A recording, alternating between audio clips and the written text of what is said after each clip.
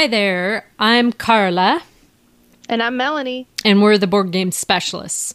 Today we're going to talk about the next 9 small card games that we love. We previously did an episode with our top 9, but there's so many more to talk about that we thought we'd do our next 9 small card games. That's right. So we're going to be going from 18 and then move our way up to number 10. Yes. Was there any games that you wanted to talk about this week? Yeah, so this past week I've played a couple of games with the family. We pulled out Splendor for Screenless Sunday. On Sunday I forced the kids off all the video games and the TVs and the phones, and then we ended up playing Splendor, and that's one that Jerome every time is like, oh, I love this one. And he's like surprised every time. Splendor is so neat. It's kind of like a resource management game where you're trying to accumulate the most cards so you'll have more points at the end. And then we also played Legendary Encounters Predator with Nick. And I'm a big fan of the Legendary Encounters. I love aliens. I just bought Predator and we played it. We did, and it's neat because, you played the different movies and we were playing the original Predator. And there's 3 goals you're trying to reach, and the last one is called go to the chopper, and we did not. We died all a horrible death, but it was a lot of fun. Is that the final mission, getting to the chopper? Get to the chopper, based on the movie, right? And you gotta and all you gotta do is make it so that the space where that card is has no predator there, and then roll enough, and I say roll, there's no dice, and have enough cards, because it's a deck builder, and have enough cards to kind of purchase your way into the helicopter to make it out of there. But we were not even close. We died so quick. It was quite the crushing defeat. But it was such a neat game. Neat. How about you? Did you play anything? I played a new one and an old favorite. The new one I played is called Boonlake from Alexander Pfister. Mm-hmm. So that one is his newest game. Just came out end of 2021, beginning of 2022 for Canada here. It's kind of a cross between Maracaibo and Terra Mystica. I don't know, have you played either of those? I have not. I have Terra Mystica, but I haven't played it yet. Oh, we have to play that one. It's a good one. Anyway, it's kind of like there's a rondel mechanism with part of it where you're moving your boat around this lake, I guess, and you go through different varies of this lake. Anyway, that's just a small part of the game. The big part of the game is there's cards. You have card play in it. And you also have this action selection board where it has, I think it's 8 different actions that you can select. And they're just like these little rectangle tiles. And they're kind of lined up. So you will choose one, pull it off the board. And to the left of it, it'll say how far you can move on the lake. But on the tiles will give you an action on the left-hand side. You first will play a certain type of card. It's like a sun or a dawn card or a night card.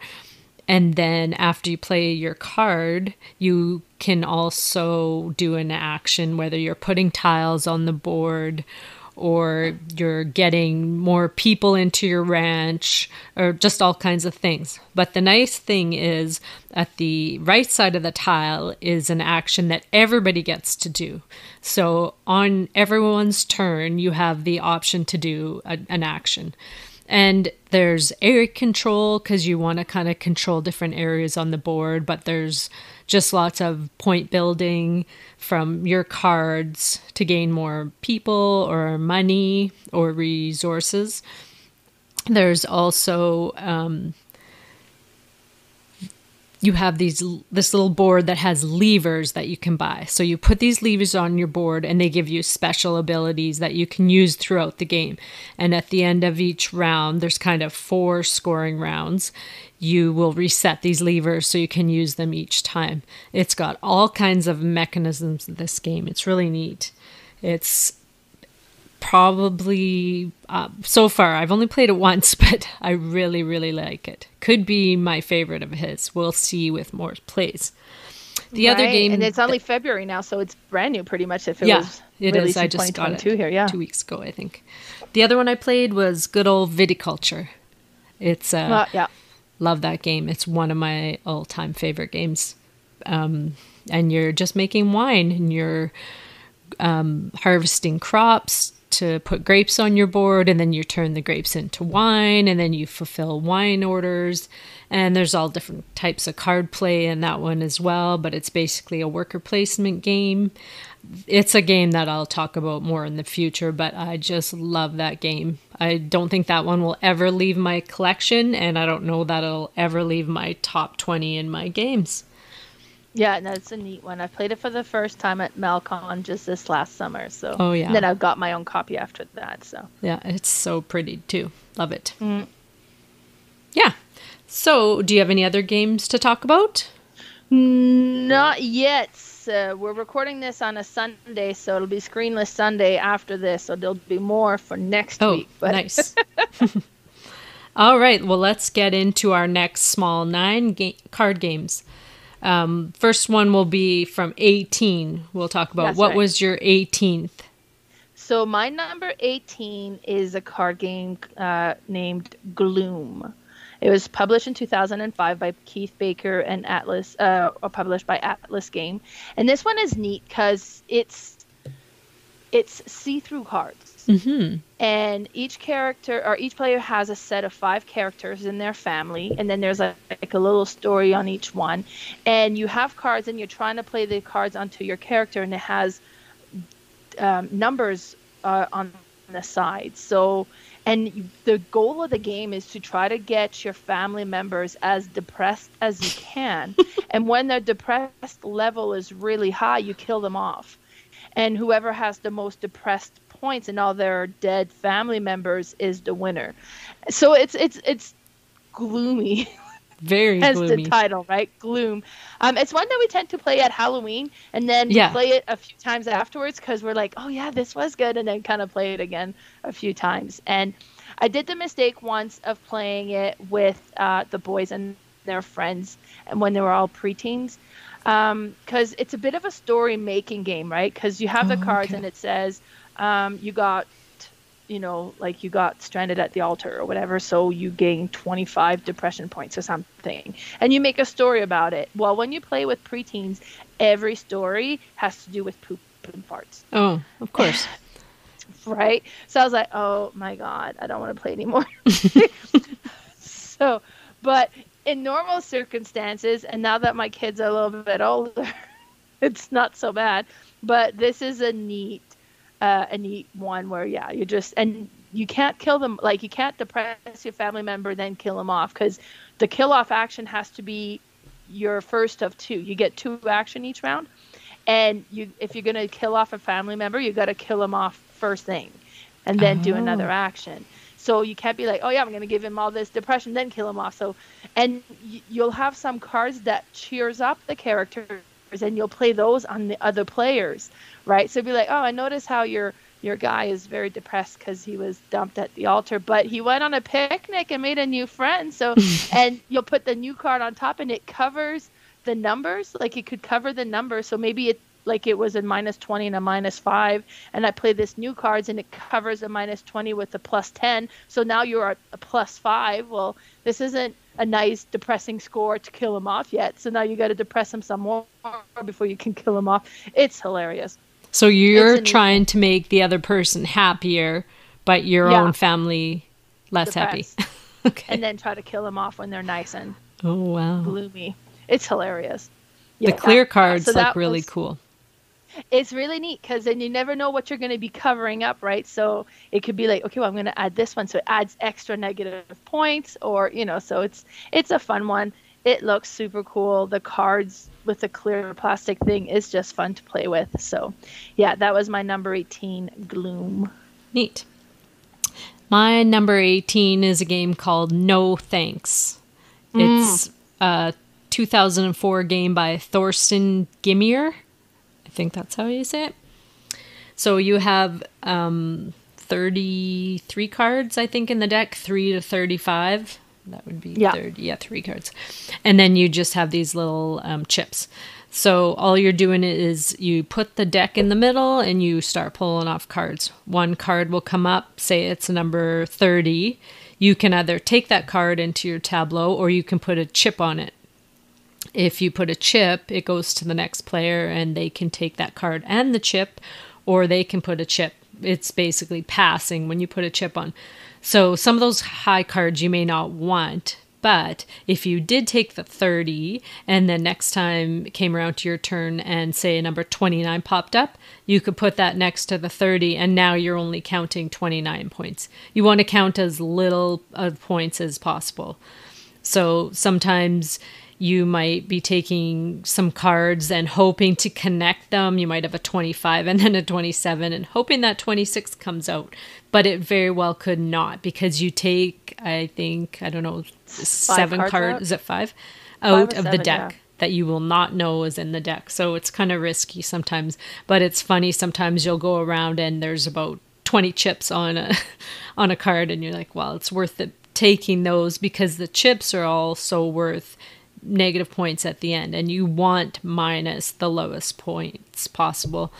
But I play it a lot on BGA and it's they usually set you up with like 4 or 5 players, so it goes really fast, but sometimes the cards will come around and have like 15 chips on them, but it's like a 35. So you're like, do I take that 35? But I get 15 chips. But then I have some more power to pass because some people will be putting all their chips out and they have no more chips. So the next card comes up, they have to take it. And it can really kind of screw them. It's just a really simple little game. We used to take it camping a lot and play it. But it's one of my favorites. No thanks. My number 18. It's a great game. Yeah, we've played that one a lot. Now, my number 17 is Cockroach Poker or Cockroach Poker Royale. The copy I have is Royale. It was published in 2012 by Jacques Nimmt. And this one is a neat game. Like, it's kind of cutesy because, like, it's all, like, funky, bright colored, but still kind of, like, with the darker background of different insects. Mm-hmm. And what you do is on your turn, you have your cards in your hand and you'll select one and you'll put it down in front of you. And you'll say, this one is a fly. And you pass it to somebody at the table. It doesn't have to be the person next to you. It could be across. You just pass it down to somebody. So let's say I slide this card over to Nick and I say, okay, Nick, this one's a fly. Now, Nick has the option of looking at the card. And if it is the fly, he has to take it. Or no, he decides whether he agrees with me or not. He could be like, yeah, I think it is a fly. And he'll pick it up. And if it is a fly, then he has to give it back to me. And this card goes face up in front of me. Now, if he was wrong and it wasn't a fly, it was actually a spider or whatever else you can have in there, then he has to put it face up in front of him, the spider. Now, or instead of looking at it, because we've got multiple players, he could slide it down to somebody. He could look at it and then slide it down to somebody else and then slide it to Lee and say, yeah, this is a fly. Or he could be like, no, she was lying. It's not a fly. It's a scorpion. Oh. And now Lee has that same option. He could say yes or no, whether Nick was correct, or he could pass it on to another player that hasn't seen this card yet. So depending on how many players, if everybody's seen it, the last player has to pick it up and decide whether yes or no, I think you're right or I think you're wrong or whatever. And so you're doing this, and then whoever collects the card starts the next round and so on. And if you ever collect, and I think it's 3 of the same insect in front of you, you lose the game. Oh. So it doesn't have a winner, it has a loser. And you're trying to not lose the game. And it's kind of with the bluffing and could be like, hey, this is a fly. I pass it down to somebody else. They look at it. It's like, yep, this is a fly. And they pass it down to another person. And it says, okay, well, I'm going to say it is a fly. And they pick it up and it was a scorpion the whole time. It's like, oh, darn it. Now they got to put it down in front of them. So it's a really interesting, very simple game, but it's a lot of fun. I've played this once, but I think we played it wrong. It was a long time ago. Oh, yeah. I will have to try it with someone who knows how to play. Yeah. Yeah. Now that was my number 17, Cockroach Poker. My number 16 is 6 Nimit. It's a 1994 game by Wolfgang Kramer. Did you do your number 17 already? Sorry. Oh, shoot. Well, I'll talk about this one, then I'll flip the other one. Sounds good. Darn. So, my 16, out of order, is 6 Nimit. It's a card game. It has cards from 1 to 104. And you will lay out 5 rows of cards, or 5 columns of cards, and there'll just be one in each column to start. Then you will each play a card out of your hand. You'll pick one, put it face down, and then you'll all flip at the same time. And whoever has the lowest card goes first. So they will play their card into one of the columns, and you'll go around and each will play. If you ever get more than 5 cards in a row, that person has to take all those cards. And it's another one you want to have minimum points. But the points on them are these little bulls on the bottom, these little bull symbols. So some of them will just have 1, some will have 2, 3, some will have, I think, 5 or 6 on them. So what you're trying to do is get them in the columns, obviously, where there's just a few cards, but sometimes it doesn't work. You all play a low card or you all play a high card, and somebody will get screwed and have to take all the cards in their hand. It's just a simple game we taught to my girlfriend's or my daughter's boyfriend, and that was the first game he played with us. And so we pull it out quite a bit when we're all playing together. That was my 16, out of order, 6 Nimit. Sounds like a neat one. I haven't played that one yet. No, so that's I'll fun. have to try it. Now, my number 16 is one that I purchased for Christmas for my stepdaughter just this last Christmas here, and it's Coloretto. It was published in 2003 and designed by Michael Schacht. I don't know how to say that, but Schacht, and this, I think. Yeah. So this is a very neat, simple game. Basically, is you build up 3 piles.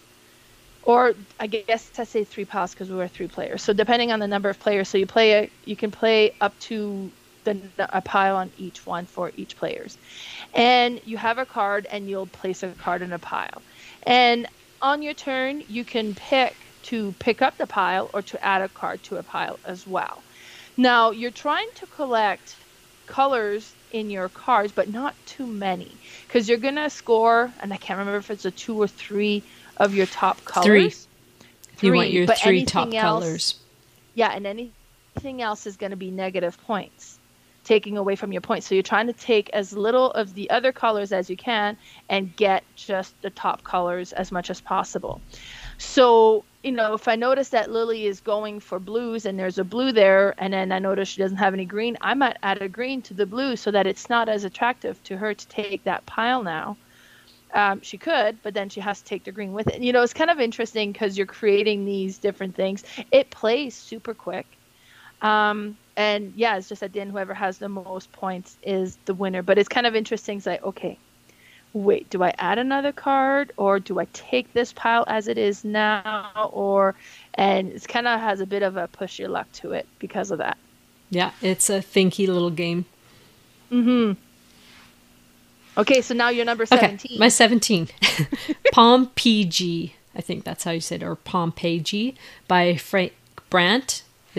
It's a 2001 game, and it's just, you make a 7x7 grid throughout the game, and what you're doing is you're placing a card down. Now it's either a building or a color that you'll place. Well, they're all buildings, but they all have different colors. So you can place your first one, doesn't matter where it goes, and then your next one, you can't place the same type of building in that row or column, or you can't also place the same number in that row or column or color. No, you can place, just the same color you can't place.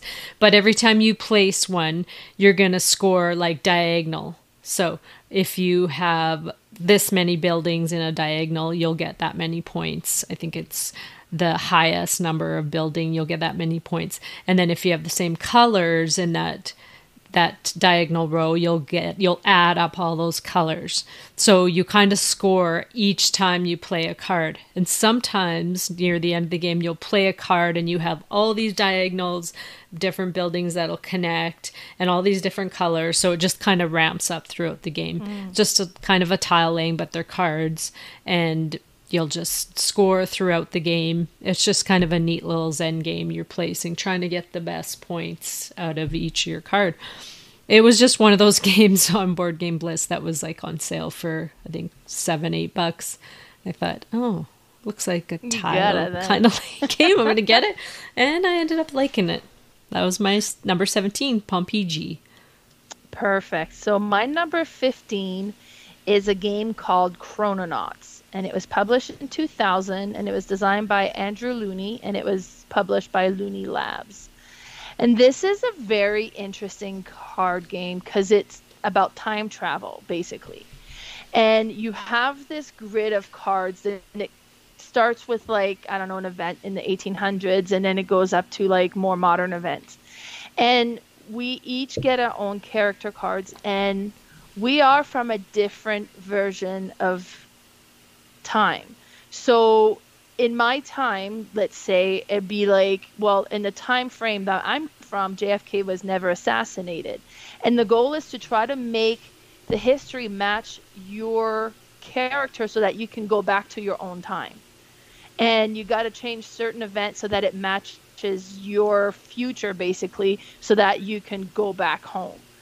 And there might be a few artifacts that you have to collect or whatever, but it's interesting. So maybe you stop President Lincoln from being assassinated. So that's one thing that you flip the card over and it kind of creates a different history. So, but it has a ripple effect throughout all these other cards, and then some of the stuff that changes over as well. You can stop the assassination of JFK. Or there's a whole bunch of different things like that you can kind of change and then if you flip this card over, then you got to go 10 years later and flip that card over and then that card over, cool. And it changes things. Like a butterfly effect. Exactly. And it's interesting. And you're trying to get this grid to match your time frame so that you can travel back home and bring back certain artifacts from your time as well. So, some of the thing could be like you're looking for a bad fake of the Mona Lisa that was created, but that was only created in a certain time frame. Mm-hmm. So you're trying to flip the times, get this one, and then you can travel back home. But the other player has a different time reality that they're from, and they're trying to flip everything to match what they're doing so that they can go home. And the first player to kind of get it to match their time frame is the winner. So it is interesting, and sometimes they'll do some things like, oh, you're messing with my time frame, like I need this to go back. And so it is interesting. I remember I played one time with my friend, and she ended up having a card that made it that my parents never met and I ceased to exist. So I had to pick up a new character card and kind of start all over again. Well, how could you play if you didn't exist? It's such an interesting concept, this whole time travel and the flipping cards, and then the paradox might start, and then you got to go and fix that, and it's interesting. I've never heard of that one. It's such a small, tiny card game. It's very simple, but it's a neat one. So that was my number 15, Chrononauts. My number 15 is our first crossover on this episode right now. It's Coloretto. Oh, yeah, there we go. Yeah, I love that game. It's so fun. It reminds me of another game called Push. It's a little bit similar. But this one has the nice chameleons on it, and I think it's just a little bit more beautiful. But it's fun. You said basically everything, you're playing the cards in those rows, and do you play another card, or do you take the whole row or column because you need those certain cards, and you don't want to have too many because they're negative. The one thing is, I don't know if it was like a little promo that I had or if it comes with the game, but you can change up the scoring. So the base game will score, like you want to have the most, your top three will get the higher points. But if you change up the scoring, then there's only a certain amount. You only want to have like 3 of these to get the highest points. And then if you get 4, you're going to get less points. So it kind of changes up the scoring a bit. Oh, that's interesting. Yeah, I don't know if that was with the base. I haven't got to play this one a whole lot because we just got it at Christmas and then Lily took it to her mom's for a while and now it's back here. So we've only played it a few times now. Yeah, that's my 15, Coloretto. Perfect. So my number 14 is probably my most played game with my family. Definitely was in 2020. We played this game so much, and it's a game we love to hate. And that's Gyrating Hamsters. This would have been my number 10 in my family game. That kind of ended in my number 10 for that list. It was published in 2017. It's designed by Andrew and Allison Gerbush and Alex and Rebecca Host. And they self-published this one, so it was published by Gyrating Hamster. And this one is really interesting. You're going around and you're collecting hamsters, but each hamster is part of a different clan. And you'll have like your blue hamsters and your green hamsters and your red hamsters, and they're all dressed, and it's a very cartoony. So you'll have the hipster hamster, and he has, his fur slick back and some sunglasses, and like the artwork is super neat as well. And a few hamsters will have special ability if you have multiple of them. So if you have a couple of those hamsters, then you can draw an extra card, or if you have 2 or 3 of the other hamsters, then you can play an extra card. And the whole goal is to try to get your horde of hamsters to be 16 or more hamsters, or 9 of the same clan. And the first player to do that wins the game. But you have these chaos cards that'll come up. And one's like a hurricane, and all of a sudden what that one does is whoever draws a card takes everybody's hamsters, shuffles them back together, and redistribute them evenly, which really sucks. If you had like 15 hamsters, you're about to win, but a couple of the players didn't have a lot, now you end up with only 8 hamsters. It's like, are you kidding me? So it kind of creates those like, oh my god, I hate this game moment. But we're addicted to it. We can't stop playing it.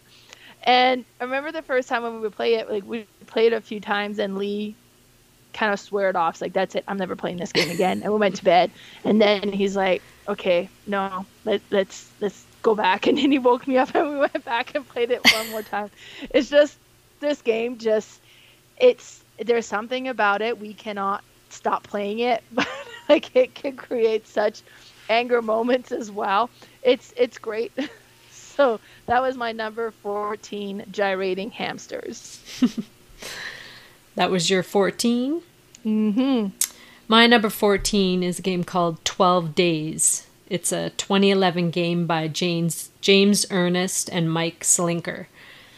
So this one is a Christmas themed game. So it's based on the 12 Days of Christmas, and there's 12, what is it, 12, I can't think of the song now, but there's 12 cards for the 12, and then there's 11 11s, 10 10s, all those lords, lades, right, 5 lords golden rings leaping, and... all that stuff. Anyway, so you deal out the cards, and you always gift one to your left. So you gift a card to your left, and then you're going to play a card. And you're playing a card. It's basically a trick-taking game. You want to have the lowest because you're going to win the present of the day. So you flip these presents up, one each day, and whoever has the lowest will win this present, and they get to keep it in their tableau. But not only the points from the presents at the end of the game, you also will score for the cards that are left in your hand. And the cards that are in your hand, you want to have the most of certain numbers. Like if you have the most 12s, you're going to get 12 points at the end of the game. If you have the most 5s, you'll get 5. So you're playing these cards, but you're also trying to keep cards in your hand, kind of a little bit like Arboretum. But you're also trying to win these tricks. Now, there is 2 other cards in the deck. There's a Santa and a Mrs. Claus. And if you do win those ones, you have to gift those back to somebody. So you kind of don't want to win those cards. So it's kind of a back and forth, but just a neat little Christmas themed game, which there's not a lot of Christmas themed games. I've only found a couple. But yeah, that's one we play around Christmas, 12 days, my number 14. That one does sound really good too. Mm-hmm. Yeah, cool. All right, well, my number 13 is called Timeline, and I have both Inventions and the Canada version. Me too. And those are the two I have. I want to get more, honestly. Mm-hmm. I do enjoy this one. Well, obviously, it's my number 13. So it was published in 2010. I think that was the Invention one. It was created by Frederick Henry, and it's published by Asmodee. And it's such a neat, simple game. They're tiny little cards, and they're shuffled, and then you put, I think everybody has so many cards in their hands, and the goal is to be the first one to get rid of the cards that you have. And one card is flipped over, and it'll be something in there, and it could be like the toothpaste tube. You know, something very simple like that. It's like the invention of putting toothpaste inside of a push tube. So, and you have cards in your hand, and what you need to do is to add it to the timeline, and you're trying to put it so that it matches where in history would fit. Okay, so maybe I have, the invention of the fire. Now, was that before or after the invention of the toothpaste tube? Obviously before, so I would put it before in that timeline. And it's easier at first, and you get to pick the card that would be like the easiest to fit in. Then you draw the next card. And, as you go, no, you don't draw a card if you were successful. If you weren't successful and you put it in the wrong spot, then you have to draw another card. And as you keep going, now there's all sorts of stuff in this timeline, and it becomes a little bit more difficult trying to figure out when things are invented. And it's be like, okay, the invention of penicillin, for example, it's like, okay, well, I mean, that should be fairly recent, but yeah. Was it before or after this? And you're trying to fit it in somewhere, and to be like, okay, well, I'm going to put it here. And then you flip it over, and it tells you the year that it was. And if it matches the timeline, and if it doesn't, maybe you're one card off. It's like, oh, darn it, I missed it. And then you got to take another card, and you're trying to be the first one to get rid of all of your cards. So it is really interesting. And it's such a simple, easy game. I always pull out the Canada one on Canada Day. And it's kind of all Canadian inventions and kind of historical moments and stuff. So very neat. So that was my number 13, Timeline. Yeah, those are really good. We played the Canada Day one, or Canada version one, at Christmas with my brother, and he's a trivia shark. So he got almost all of his right. A lot of them are hockey questions too. So he knew when the first game was played and all certain different things like that. So I ordered the Inventions one, and we're going to play it, I think, Monday night, because we always have family supper with my brother and my dad, my brother's family and my dad. But yeah, I'm going to pull that Inventions one out that night and see how that one goes. All right, that was your number 13. My number 13 is Fuji Flush. It's a Friedman Freese game he made in 2016. It's a ladder climbing game, but there's a little twist to it. So have you played this one, Melanie? No, I haven't. No. We'll have to try this one too. So you play a card, and then, so say I play a 6, so somebody else could play a higher card, or they could play a 3 and hope that somebody else, or like multiple players, will have 3s. Because if, say, I play a 6, the person left to me plays a 3, and then the next person plays a 3, well, those get added together because they're the same number. So then they have a 6, so we're tied. Now, if the next player also plays a 3, well, they all have a 9, and I have a 6. So if it comes back to me and my card is lower, I have to discard it and pick up a new one, and they just get to discard their cards. So you're just trying to get rid of your cards. But it's kind of neat because the higher numbers are very rare. Like I don't know if there's only 120 and then, 2 19s, or maybe there's only one of the really high ones. But you have like tons of 1s and tons of 2s.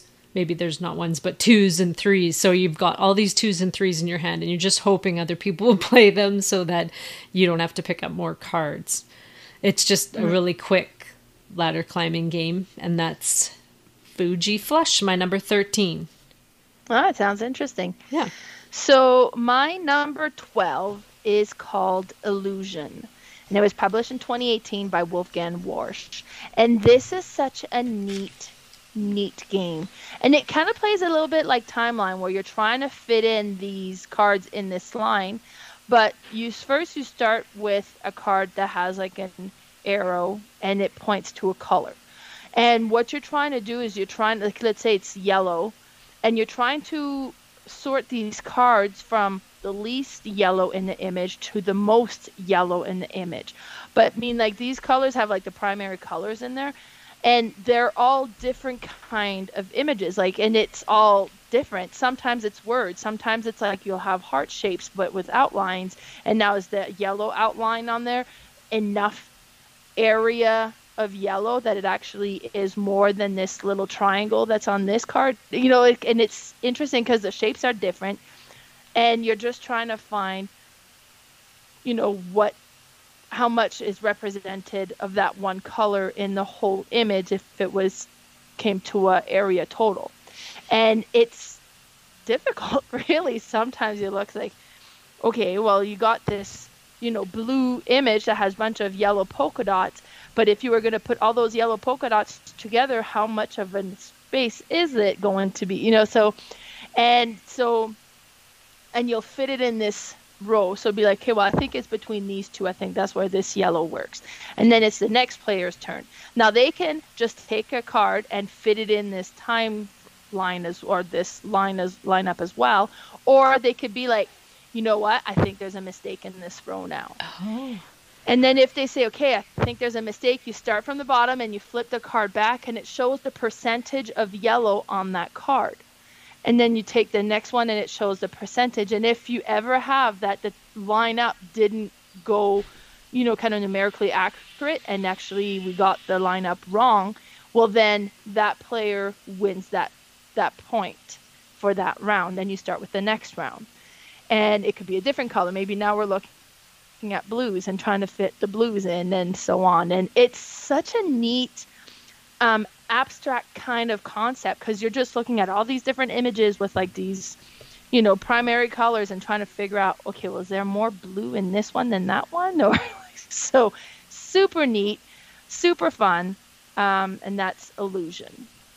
That's a really neat game. I don't have it, but I think I've seen some cards just so you could kind of compare. I haven't seen the actual game, but it was really deceiving, because some of them you're like, oh, 100%, there's more red in that one or whatever.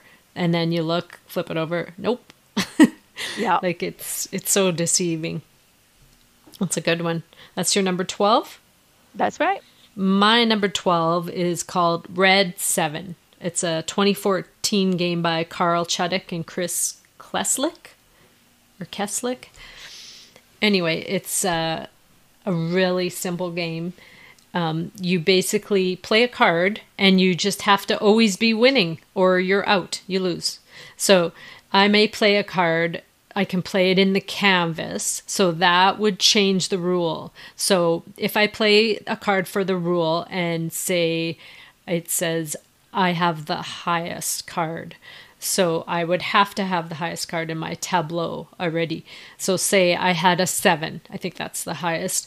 And then the next player goes, well, they either have to play a 7, but it would have to be higher on the color, like it's the rainbow color chart. Because if I had a blue 7, but they had a red 7, they would be higher. Or they could play a card to change the rule and say, I have the most cards of the same color.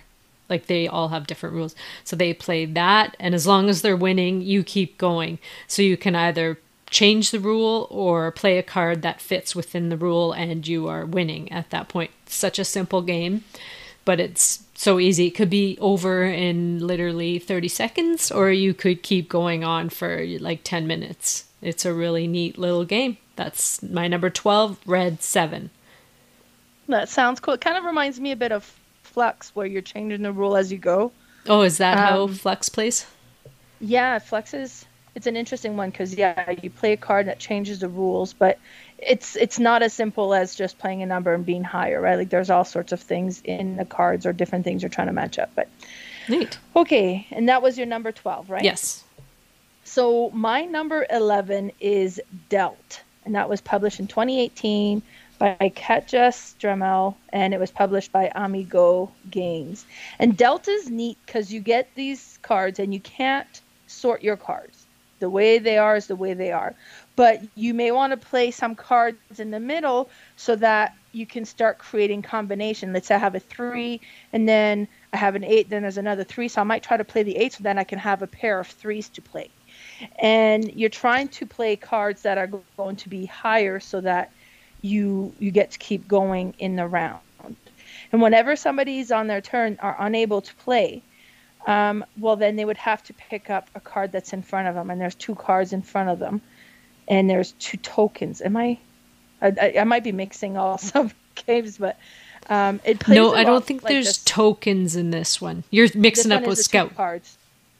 Yeah, so there's just the 2 cards in front of you, and you're trying to keep playing. And if at any time you can't, then you got to pick up the card, and it ends the round, and you start again. Mm-hmm. And it's just such a neat, interesting game because you can't sort, and you're trying to purposely arrange. But when you pick up a card, you can then put it wherever you want and say, okay, well, now I'm going to create this. And so you kind of create a nice combo that you can play. And it is very interesting. It plays, I guess it reminds me a bit of like the card game President, but it adds a spin to it. It's a much better version of President.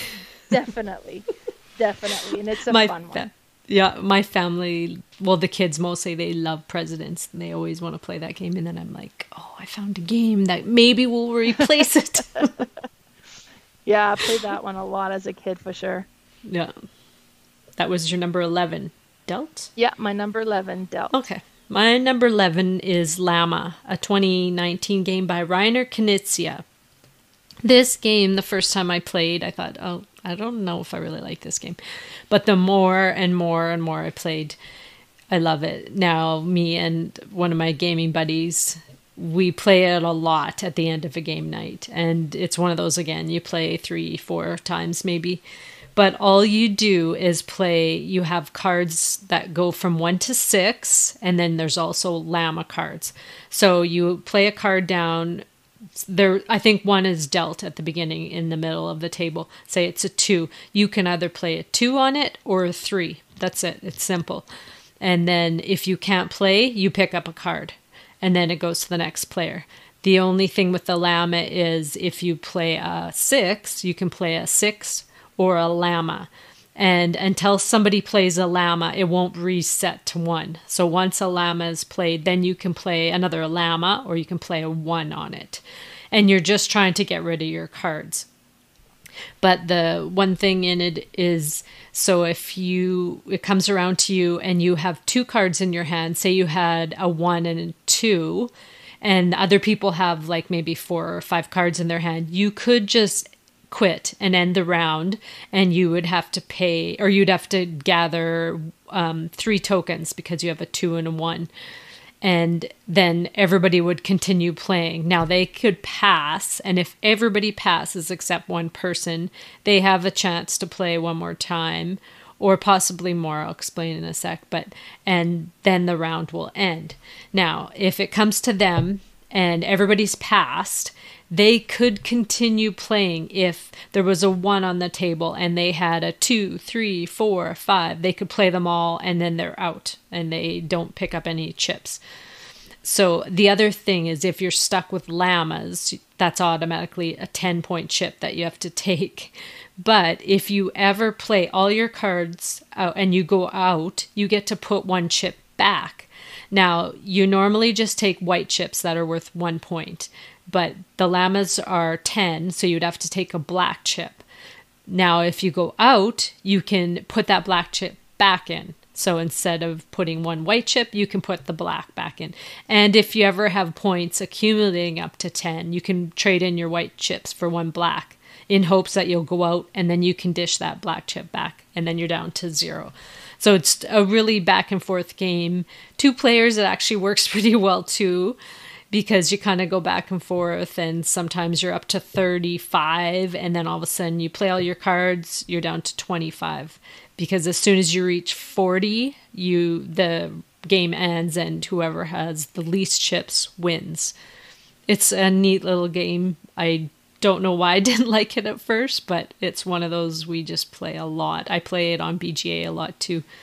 It's a simple little game. L.L.A.M.A, my number 11. Yeah, I played that one once, and I believe it was your copy. And it is such a very simple, try to play your games in order. Like, it's so simple, yet there's just something about it that makes it so great. I really enjoyed it. Yeah, it's fun. Perfect. So that was your number 11. And now we're on our number 10, which is the last one for this list, because this is the next 9. And my number 10 game is Happy Salmon. It was published in 2016, designed by Ken Grawl and Quentin Weir, and it was published by North Star Game. And this is just such a silly little simple game. And it's really neat because it comes in a little zip-up pouch that's in the shape of a fish. It's cute. And I have two. I have the green fish and the blue fish one, so you can actually combine them together if you want, because each game will play 6 players. Then if you have 2, you can play up to 12 players. And each player gets a deck of cards that has all the same back color. And what you do is you have your deck of cards, you shuffle it, and then you flip the top card. And it'll have a different action on it. It'll say pound it, and then you're trying to find somebody else at the table that also has a pound it. Then you pound your fist together and you can discard the card. Or it'll have a high five, and you're trying to find somebody else that has a high five. So, I mean, it looks ridiculous because you're like, got your hand in the air, it's like, high five, high five, high five, waiting for somebody to have a high five, right? So then when you have a high five, you high five, you discard your card, and you go to the next one. It could have one that's called Switcheroo. And Switcheroo is you run around the table and swap place with the other person that had a Switcheroo. And then you get to discard that card. So it's one of those kind of real-time chaotic game. And then one is the Happy Salmon Shake. And what you do is you hold your hands in front of each other and you slap each other's forearms like a salmon fish tail flapping against each other. It's hilarious. So I've played this game a couple of times. It's hectic, it's chaotic, and it's just hilarious. And the first player to be able to get rid of all their cards is the winner. So, and to me, it could be that you have a pound it, so you got your fist up in the air waiting for a pound it, but nobody else has a pound it, so you gotta, so you gotta wait till they discard a few cards until they reach a pound it. So you go, okay, pound it, good, and then you get to discard that card. It's a fun, fast, chaotic game. I've played it with my one friend, and he gets so into it that when he pounds, like, he punches you. Knocks you out. Almost. And this is one that's really easy to introduce to people that's never played games. Oh, yeah. It's not for everybody. Like, if you have, like, the quiet, reserved people, they're not going to get into this. It's too out there for them, right? But you know, I'm from a French family, so my family members are all into it. My mom borrowed this one over Christmas, and she had some friends over, and they played it, and they just had a blast. Oh, really? With it. That's so cute. Yeah. So that was my number 10, Happy Salmon. That sounds like it would be a really good icebreaker for, like, work retreats and stuff like that. Church groups, you know.